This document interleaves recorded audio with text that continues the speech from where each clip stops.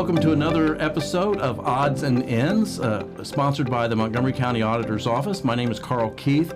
I am the Montgomery County Auditor and serve as your host for Auds and Ends. And this month I'm very pleased and honored to have with me a young man that I've known for many years. Worked with him when he was with Montgomery County.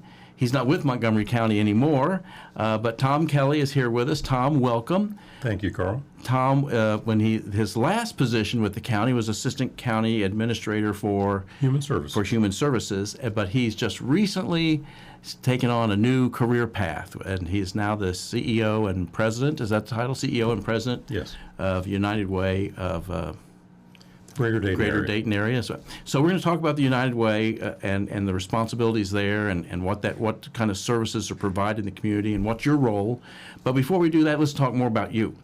And again, I knew you for a long time with working for the county, but why don't you give us a little bit more about your career there? Okay, Carl. Well, first of all, Carl, thank you for inviting me to the show. I really appreciate it. Glad to have you. And I appreciate having the opportunity to talk a little bit about United Way today. Mm-hmm. But before we talk about United Way, as you've asked about the county, I was very proud to work for the county for 30 years. When I came to the county back in 1993, I started out my career with the Office of Management and Budget. I was a financial consultant outplaced in, at that time, what was known as Community Human Services. Okay. The office that was charged with the human services levies. And I have had the proud distinction of being the person the county trusted with the human services levies and the management of the levies for a long, long time. And the human services levy is kind of a unique thing to Montgomery County anyway. Yes. Montgomery County is one of two counties in the entire state who has had the foresight to not simply put single-purpose levies on the ballot for any single human services need, but to really look collectively at what our overall human services look like for the county. Mm-hmm. So we take things like child welfare, alcohol, drug addiction, mental health services, public health, developmental disabilities, and then sort of a broad array of human services needs across the county, and we look at those needs collectively. And then those needs go to the ballot as a single issue instead of all those individual issues. Right. So it's more efficient, more effective. It's gained a lot of trust throughout the community over all these years. And it's, we've never had a losing levy in Montgomery County. And we'd like to say that that's a part of the human services legacy, the foundation, the trust that everyone throughout the community really feels for the human services levies. Well, like I said, it's a very unique approach, and as you said, a lot of foresight went into setting that all up, and it's been tremendously successful. So, and so you've been a major role in putting that together and managing that for a long time. Well, now I didn't start. Started back in the mid '80s, but yeah. I had a large responsibility in keeping that process moving. Of course, I was with the county in the mid-'80s when it started. Well, yeah. I was fortunate enough to have been given the trust to keep that process going, make adjustments, additions, changes, improvements to the process over time. Mm-hmm. So that was one of my responsibilities. When I finished my term at the county after 30 years, I was, as you mentioned, Assistant County Administrator over all the human services programs for the county. So that included things like job and family services. So it included everything from child welfare to Medicaid to daycare, SNAP food assistance, child support. Stillwater? I mean, Stillwater was not part of job and family services, but yes, Stillwater Center was one of the things that reported to you. Yes, where we provide daily assistance and residential services to about 100 citizens throughout Montgomery County that have intellectual and physical disabilities. Mm-hmm. So I was responsible for any host of those things. Mm-hmm.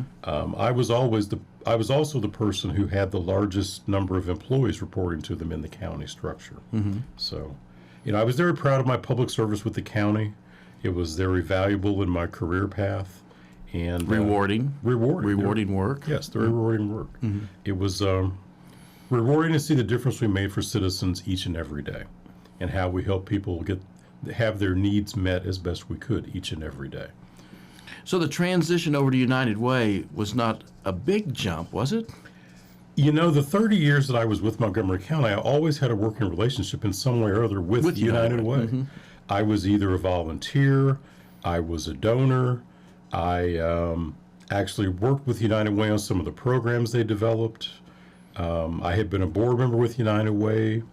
You know, I was an external partner with United Way for a long, long time. Mm-hmm. I actually knew the last 4 presidents, CEOs of United Way, and worked with them. Mm-hmm. I made a decision when Tom Maltzby, the prior president, made his announcement that he was retiring, that after spending 30 years with Montgomery County, maybe it was time to consider what was next for me. Because you're still a young man. Well, you know, everything's relative. Everything's relative. But I had, in fact, spent 30 years with Montgomery County, which, of course, made me retirement eligible. Mm-hmm. And Tom Maltzby had announced his retirement. And I thought about it. I made myself part of the process at United Way. And United Way felt enough of me and all the experience I had gained over all these years. And they felt that I was the person to trust with being the next president and CEO of United Way. And I started that job now 2 months ago. So you're still just early into that. Tell us a little bit about what have you been doing in these first 2 months? Well, you know, I mentioned I've always worked with United Way, but it's always a little different when you're inside versus outside. No so doubt. I spent the first month or so sort of assessing where United Way is, what those partnerships look like, how United Way operates, and things I should be, you know, concerned with or things that I need to be involved in. For the last 30 days, then, I've been looking at how we improve what United Way does in the community, how we shore up some of those additional relationships in the community, how we make sure that United Way moving forward is in the best position it can be, and how we begin to take advantage of other opportunities that are available to United Way. And so I'm trying to work through that path now. The United Way is a vital organization in the community. It's vital in the work that it does independently, but it's also very vital in the work that it does with all the partners and the safety net that exists throughout the entire community. And it's my job to make sure that the value add is always there and that we build upon all those relationships each and every day. Again, I've been with the county a long time, and the county always has a big United Way campaign. I think I would say the county is one of the biggest supporters in the community. Is that fair to say? I mean, I know you have lots of support in the community for it, but yeah, Montgomery County is one of our very important large campaigns. Yes. Yeah, and so we all, you know, I've grown up knowing about United Way and its impact in the community, but for a lot of people, they may hear it, but they just don't really realize how it works or what does it do. And can you talk about that just a little bit more? Sure. So United Way does a variety of things in the community. Some of them very present and very visible. Others more behind the scenes. And, you know, what I've actually begun doing lately, you know, is providing an analogy to help people understand what does United Way really do. What I ask people to do is to think about, if they were building a house, what would they do? They would hire a general contractor. Mm-hmm. Because that general contractor knows how to hire the best plumber, the best electrician, who to call upon to pour the concrete and put the foundation in the house, who to call for the roof, hang the drywall, all those things. Mm-hmm. At the end of the day, the general contractor hands the keys off to the person building the house. United Way is much like a general contractor. We accept people where they are who have needs. And we develop specific programming around what those needs are. So we're the general contractor that then works with agencies throughout the community to provide a basket of services that are specific to those unique needs that come to us. We work with any number of agencies throughout the entire community to make sure that we can access, deliver services around what any family may need. Mm-hmm. You know, we have a variety of programs we operate in the community. What are some of the ones that are like the most impactful, do you think? So we operate the 211 Help Link and Vets Link line. Okay. So if people throughout the community have a need and they aren't quite sure where to call or who to turn to, they call 211. Okay. Where we have trained professionals who answer the phone, and they ask enough questions to the person calling to find out what their needs really look like. It's not unusual for someone to call United Way, call 211, and ask for a need to be met. But our people who answer the phone call have enough understanding to know that that may not really be what their primary need is. You know, we may get someone who calls, they say, well, I need food. Mm-hmm. Where's the local food pantry in my area? Who do I call? What's my eligibility? What do I do? Right. And we may ask enough questions to find out that, well, food is one of their concerns, but there are really a whole lot of other concerns in the household. Mm-hmm, mm-hmm. Maybe they need utility assistance. Maybe they have a domestic violence situation. Maybe there are a variety of other issues that are present, and food isn't going to resolve everything in that household. Mm-hmm.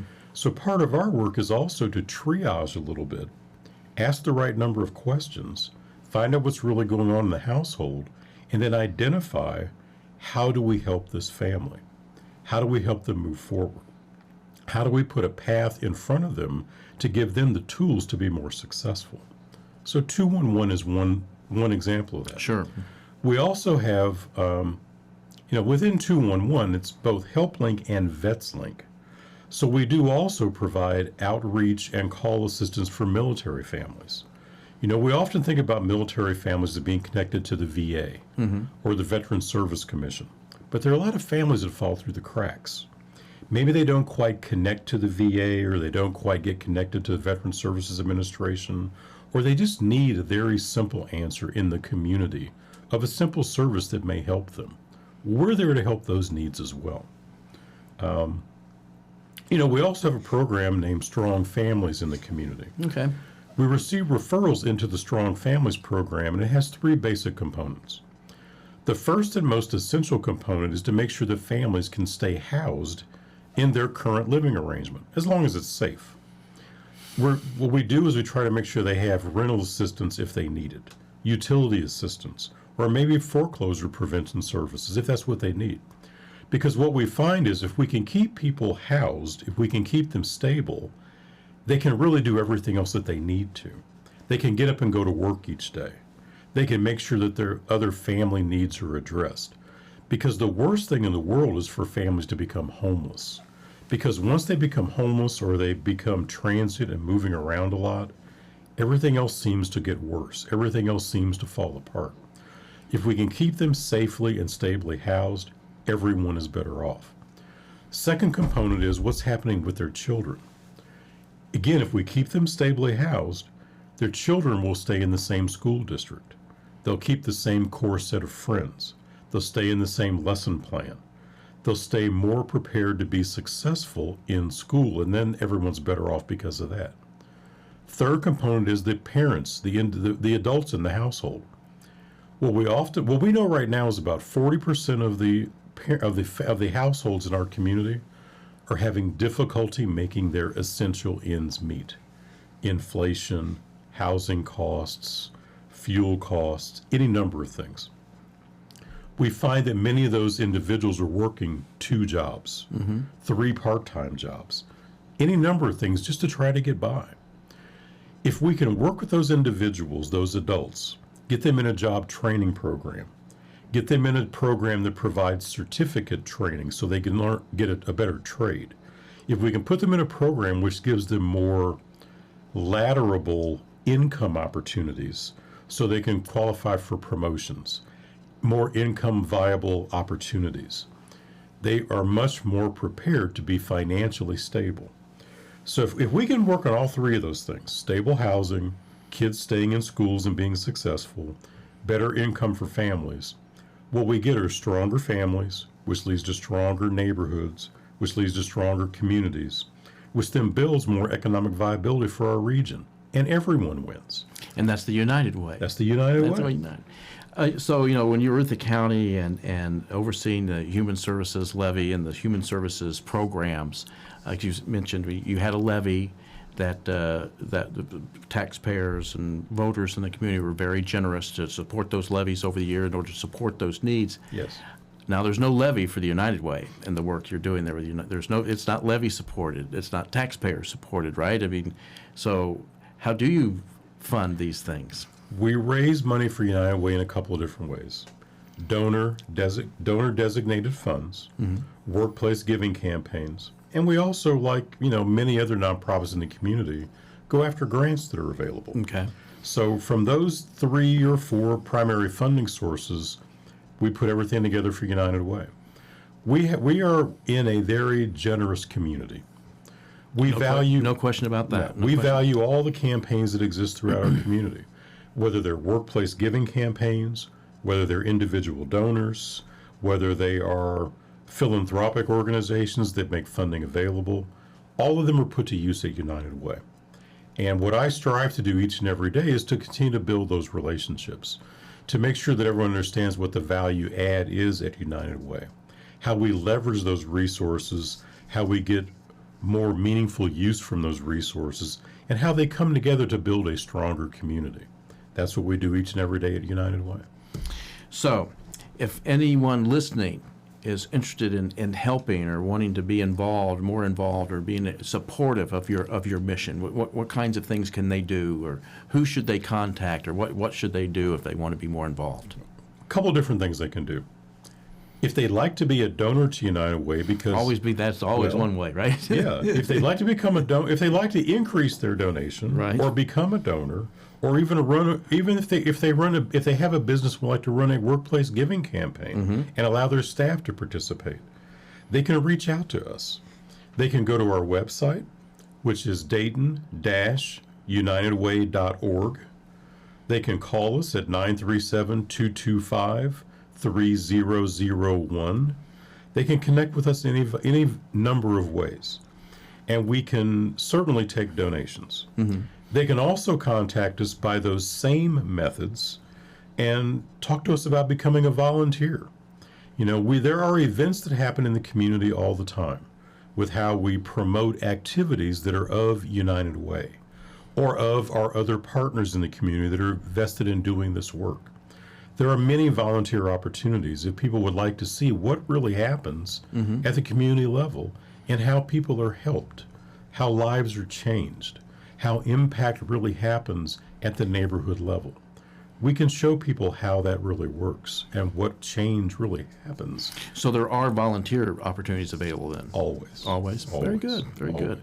Well, here, why don't we give the website and the telephone number to everybody? Why don't we give that one more time? Okay. The website is Dayton-UnitedWay.org. Phone number is 937-225-3001. Well, I know what during my time at Montgomery County, when I was first hired, the elected official I worked for at the time, it was an important priority that we all support the United Way, and so I've just kind of grown up with that attitude, and then I think that attitude is permeates throughout county government, and so we've tried to be very supportive over the years and continue to try to be supportive over the years. So it's nice to know that it's important work, it's meaningful work, it contributes to a better community, and so there's opportunities for people to be involved, and there's certainly opportunities for people to contribute to that effort. Every year at the county we have of course the pandemic was difficult, and I imagine it was difficult to sustain services the United Way, but as it was for everybody, right? Yes. But we always try to have this kickoff, outdoor cookout, and everyone participates. And I tell people that county auditor wears many hats, including the county's DJ, United Way DJ. So, this has very been important in my career in the county, and I'm just so happy to see you at the helm. Because I know how committed you are to this type of work, and how committed you are to the community and to social services and touching the lives, improving the lives of those who need help. And so I can't think of a better place for you to be than with the United Way. Well, thank you, Carl. I really appreciate that. So we appreciate you being here today and joining us for another episode of Auds and Ends. We've just been doing this. This will be our 6th episode, I think 5th or 6th. I've lost track, but something we've been doing to try to promote things that are going on in the county and learn more about issues that are and services that are available. So we appreciate you coming today and telling us, educating us a little bit more about the United Way. So thank you very much. I'm happy to be here, Carl. I appreciate the invitation, and I appreciate everything that you've always done as well. And I don't just mean as the auditor and at the county. I mean in general, because you've always been visible in the community. You've always gone above and beyond to show people how much you care. And just by doing this show and inviting guests in to be able to talk about what happens out in the community and what other good kinds of things are going on is a prime example of that. Well, we hear a lot about the bad, so it's nice to have an opportunity to talk about the good, because there is a lot of good. And the United Way is just an excellent example of good things going on in the community, good people, good support, and again, it's a way, any of us individually trying to do something, we can't have the impact that we can together, and I think that's the whole idea. Yes, and that it embraces what United Way is about, us coming together to do better. Very good. And I appreciate you for being a part of that. Well, thank you, Tom. Thank you. And that'll wrap up this episode of Odds and Ends. Thank you very much for joining us.